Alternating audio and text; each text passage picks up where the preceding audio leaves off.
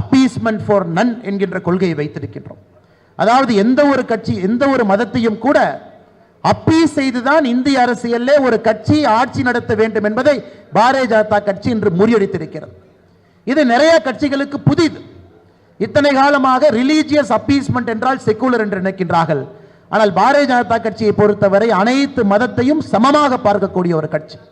இந்த ஆண்டு கிறிஸ்துமஸ் விழாவில் பார்த்தோம், நம்முடைய பாரத பிரதமர் நரேந்திர மோடி அவர்கள் நம்முடைய கிறிஸ்துவ சொந்தங்களை தன்னுடைய சொந்த இல்லத்திற்கு அழைத்து கிறிஸ்துமஸ் விழா கொண்டாடினார். இந்த காட்சி இந்தியா முழுவதுமே தொலைக்காட்சியில் நாம் பார்க்கின்றோம்.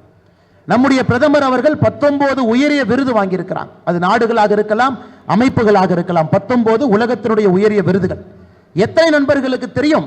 6 இஸ்லாமிய நாடுகள் தன்னுடைய உயர்ந்த விருதை பாரத பிரதமர் நரேந்திர மோடி அவர்கள் கொடுத்திருக்கின்றார்கள் என்று எத்தனை நண்பர்களுக்கு தெரியும்? எந்த நாட்டிலே ஷாரியாலா இருக்கக்கூடிய நாட்டில் தன்னுடைய உயர்ந்த உச்சகட்ட ஒரு சிவிலிய விருதை பாரத பிரதமர் நரேந்திர மோடி அவர்கள் கொடுத்திருக்கின்றார்.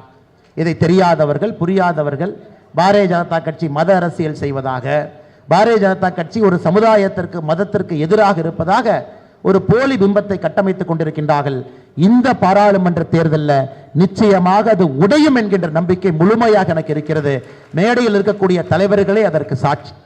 ஐயா, நிறைய பேச வேண்டும் என்று துடித்துக் கொண்டிருக்கின்றேன். காரணம், இஸ்லாமிய சொந்தங்கள்கிட்ட இது போன்ற பல விஷயங்களை உங்கள் முன்னால் எடுத்து வைக்க வேண்டும் என்கின்ற ஆசை. அதே நேரத்தில் இன்னைக்கு நிகழ்வில் எல்லா தலைவர்களும் பேச வேண்டும்.